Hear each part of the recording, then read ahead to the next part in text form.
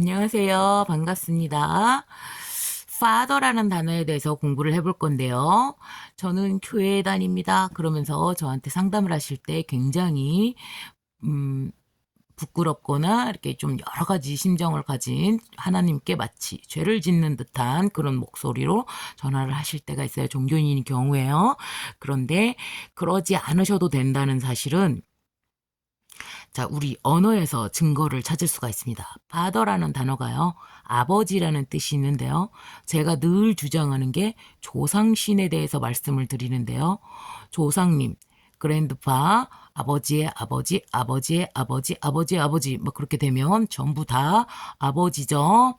father입니다. 근데 신부님과 목사님 성직자일 때는 F를 대문자로 써가지고 father라고 합니다. 똑같이 father, 아버지죠. 하나님 아버지인 것입니다. 하나님을 아버지라고 부릅니다. 우리는요. 우리를 창조했기 때문이죠. 근데 나를 창조한 사람은 누굽니까? 엄마, 아빠죠. 아버지. 나를 창조하신 분이에요. 할머니, 할아버지는 우리 아버지를 창조하셨고 우리 아버지는 나를 창조하셨죠. 아버지. 맞습니다. 똑같습니다. 똑같아요. 거기다가 빼들이, 빠들이, 빼들이 해가지고 그 영국 발음 뭐 저쪽 북유럽에 보면 이탈리아 뭐 여러 가지 나라가 있죠. 그 나라가 바뀔 때마다 나라가 건너갈 때마다 발음이 조금씩 바뀌어가지고 파더, 빼들이, 페드로, 빠들이 뭐 베드로 요런 식으로 바뀝니다. 요런 식으로 언어가 바뀌는 것이에요. 단어가 다른 게 아닙니다. 똑같습니다. 그것이 지역과 위치에 따라서 약간씩 달라진 것입니다. 그것이 바로 아버지를 의미하는 것이죠. 아버지라는 것은 하나님 아버지 맞습니다. 단 한 분이신 유일한 신이신 하나님 아버지가 바로 조상님인 것입니다. 우리 아버지의 아버지, 아버지의 아버지의 아버지. 성경책에도 늘 나옵니다. 누구의 아들이 야고보고 이사벨이고 뭐 시몬이고 뭐시고 저 누가 누구를 낳았고 누가 누구를 낳았고 누가 누구를 낳았고 해가지고 마치 우리나라의 족보처럼 이름이 계속 거열되면서 누구의 아버지가 누구고 누가 누구의 자식이고 얘가 누구를 낳았고 이렇게 해갖고 쭉 이어지죠. 그것이 바로 언급하는 이유가 무엇입니까? 아버지의 아버지의 아버지의 아버지. 조상님을 뜻하는 것이죠. 자, 조상님은 신이십니다. 창조자죠. 나를 만드신 분입니다. 우리 아버지를 만든 사람은 할아버지, 아버지의 아버지의 아버지의 아버지. 그럼 뭐 고조 할아버지다. 증조 할아버지 만들었고, 할아버지 만들었고, 아빠 만들었고, 아빠가 나를 만들었고. 자, 조상님이죠. 제가 늘 주장하는 신. 그분이 바로 하나님 아버지다. 이렇게 말씀을 드리는데, 그분이 맞습니다. 그러니까 교회를 다니더라도 교회에 다니시는 분들이 명리나 무속을 접할 때 혹은 또 뭐 개종을 한다고 뭐, 뭐 교회에서 뭐 성당을 가든 성당에서 교회를 가든 절을 가든 다 똑같은 것입니다. 그것은 하나님은 아버지 하나님 한 분이신 것이죠. 그래갖고 베드로까지 나왔죠. 근데 베드로는 예수님의 12제자 중에 한 분이 계십니다. 성직자들 중에는 직장을 갖고 있다가 중간에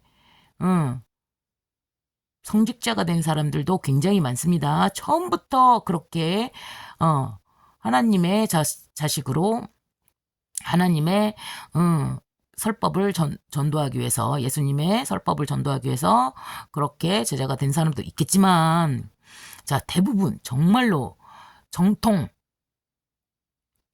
목사님, 진짜 목사님 혹은 진짜 무당, 진짜 명리학자들은 사실 베드로와 같은 인생을 살게 됩니다. 베드로는 어떤 인생을 살았냐면 예수님의 12제자 중에 한 사람이에요.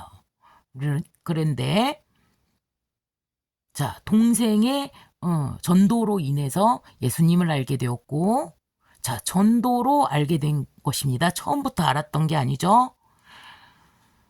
자기가 알고 있었지만 그래도 누군가의 소개로 제자가 된다는 사실. 그러니까 맨 처음에는 어부였어요. 시몬이라는 이름으로 어부였었는데, 자, 예수님께서 베드로라는 이름을 내려주셨고, 그리고 예수님을 따르게 됩니다. 12제자의 한 사람으로. 그런데 예수님이 굉장히 총애하셨던 걸로, 자, 그런데 베드로는 하나님을 3번, 예수님을 3번 부인하게 됩니다. 그것은 믿음이 더욱더 강해지는, 몰랐을 때, 무엇인가 분간하지 못했을 때 3번을 부인하게 됩니다. 그러니까 이 명리학자나 이 종교에 관련되게 중간에 틀어버린 사람들은 3번 시험을 받게 됩니다. 1번 시험 당하고 2번 시험 당하고 3번의 시험을 당하지만 결국에는 신이 역사하심을 알게 되어서 더더욱 강력한 믿음으로 하나님의 일을 전도하고 해 나갑니다. 그러니까 애기무당이다. 그러면 반드시 3번의 우여곡절이 있게 됩니다. 그것을 겪으셔야 하나님의 일을, 신의 일을 굉장히 완전히 터득해서 해 나가시는 것입니다. 그 다음에 예수님께서 십자가에 못 박혀 돌아가셨습니다.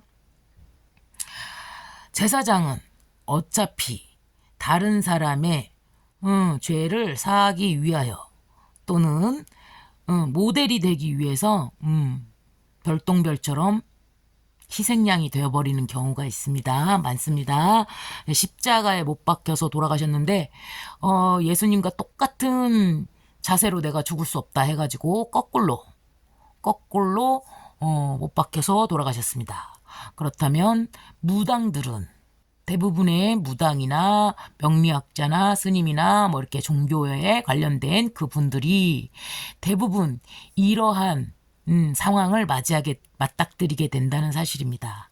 그러나 그 시험이 있을 때에 그때의 흔들림 없이 더욱더 믿음이 더 커지는 그러한 계기가 되니까 그분이 누구신지 잘 모르겠다. 믿음은 많지만 내가 조금 헷갈린다.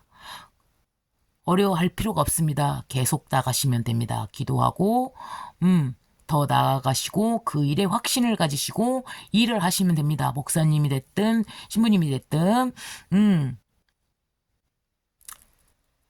그 어떠한 종교에 있다고 하더라도